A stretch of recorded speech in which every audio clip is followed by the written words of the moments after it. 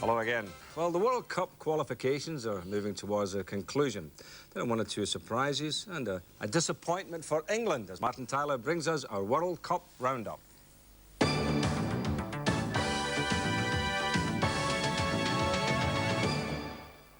Sweden's performance in Poland more polished than England's 2 weeks earlier. Poland's goalkeeper Bako fumbling. Tarasiewicz spotted making an impressive but illegal save. 34 minutes played and Peter Larsson drove in the penalty. Poland with no chance of qualifying themselves. Liverpool's Glenn Hussein at the heart of a solid Swedish success, and Johnny Ekstrom making sure of the win with a splendid solo goal.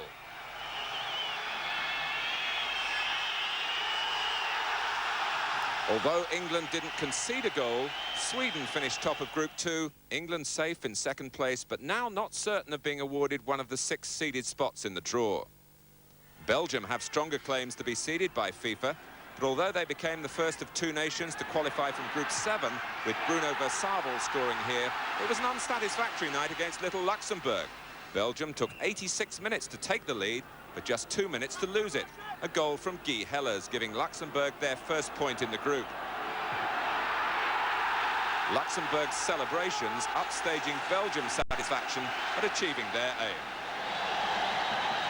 Czechoslovakia are well placed to join Belgium in the finals. Thomas Skuhravi had scored consistently in Group 7. His 16th minute header, the start of a 3-0 win over Switzerland. All 3 goals were eye-catching. Michael Bielek with a great first-timer, his technique matching his ambition. Goal difference could still be very important for Czechoslovakia, and Luboš Moravcik obviously aware of that. 3 minutes left, another superb shot, 3-0 to Czechoslovakia. So Belgium through. Portugal must beat Czechoslovakia by at least 4 goals in Lisbon on November the 15th to stop the Czechs taking second place. Group 3 provides the most puzzling scenario. 2 places available, still 4 countries in the running, including Turkey and Austria. Even though Austria were overturned in Istanbul, 3-0, Dilman Ridvan sparking spectacular scenes, 1-0 to Turkey after 15 minutes. When Austria lost the ball in their own half, Turkey were quick to respond, and it was Ridvan again who made the most of the opportunity. Turkey appeared in the finals back in 1954. Now they've got Italy in their sights. Fayaz beating Lindenberger in style, 3-0. But Turkey's last game is away to the Soviet Union on November the 8th. Austria are at home to East Germany a week later. Asia has its first qualifier. South Korea in the red here, Hwang Bo-kwan scoring against Saudi Arabia in the round-robin tournament being staged in Singapore.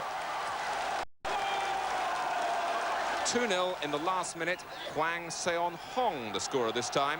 South Korea, who didn't disgrace themselves in the Mexico finals, have made it again. There's one more place to be decided in matches played today. It rests between the United Arab Emirates and China. Gradually, the cast is assembling for football's greatest show.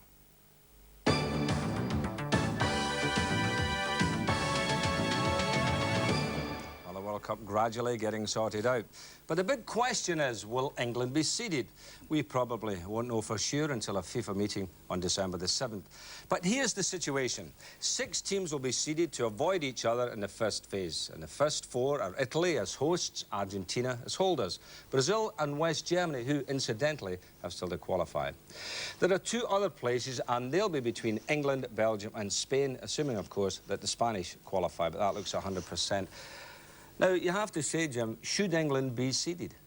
No, they shouldn't be. I mean, in the true context of a sporting event, the best teams should be seeded in the World Cup. England are clearly not the best of these 6 teams. They didn't even finish top of their group. Right. We're all delighted that they're there. Of course. But if you look at it truly, you should turn around and say, well, Sweden are entitled to be in front of England, as really the teams that we mentioned before, Belgium and Spain, and even Holland, who are European champions. Do you think it's maybe it's an unfair advantage down to supporters causing trouble, which really into it, that should not happen?